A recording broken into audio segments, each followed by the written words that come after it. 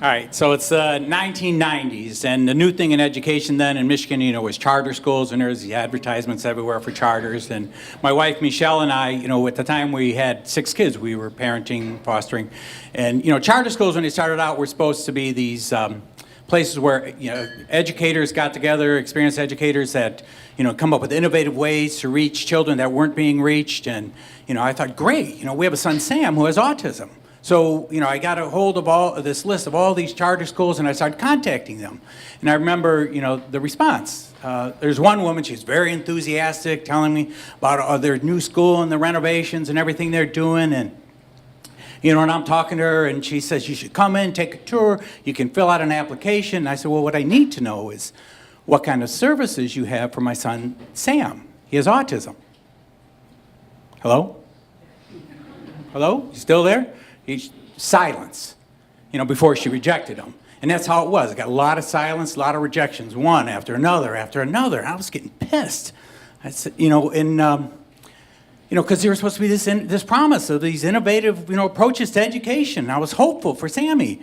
And, so I started doing some research on these charter schools and why they were proliferating so much. And I started reading about all these investors. And like the one quote I'll never forget is a hedge fund manager. And he asked him, why are you investing in education? He didn't say anything about kids or students or teachers. He said, well, my job is to take a little bit of money and make it a lot of money.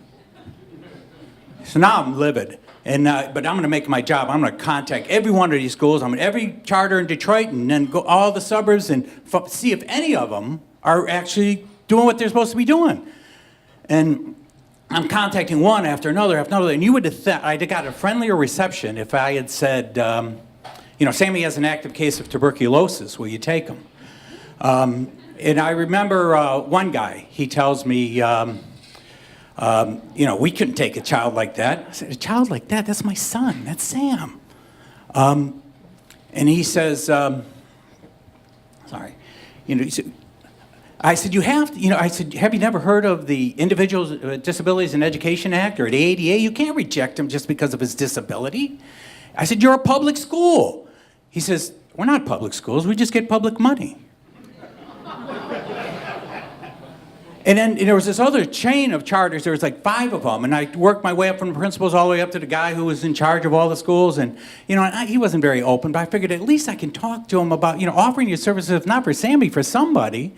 And his response, he says, well, we'll tell you up front whether or not we can educate your child. Then you'll be an informed consumer. I said, consumer? I was pissed. I got on my soapbox.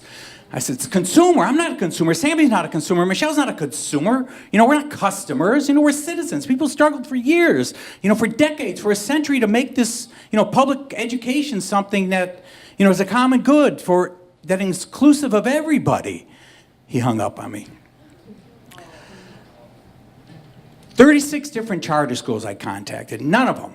But the good news is, and people told me, oh, you should have sued, and I said, but the only way I could have sued was if I had not lied, not told him he had a disability, got him accepted, and then sued him when they didn't offer the services they're supposed to offer. I was going to do that to Sam. I was going to put him in a place where people didn't love him. So we kept him in the public school system. And we met so many people over the years who loved Sammy. People like Miss Michelle Lloyd, his para for years, he's 29 years old now. She's still in touch with him. Barbara Brish and, Mr. Paul Nelson, who he always talks about. And one of my favorites, Mr. Jason. Because Mr. Jason, one year, Sammy's 11 years old. Mr. Jason says, look, my goal this year, Sammy's going to learn to tie his shoes.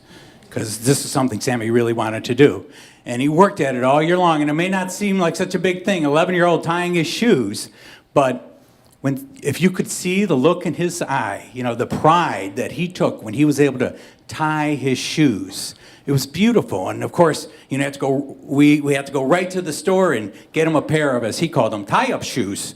And the shoes hadn't barely been rung up when he took off his Velcro sneakers, goes behind the cashier to throw them in the garbage, and kneels down to tie up his shoes. And a child like Sammy, children with more severe disabilities, they cost a lot of money to educate. And they'll never pass a standardized test. But all of us are better off when our institutions are more, are include and embrace people like him, whether they're wearing Velcro shoes or tie-up shoes.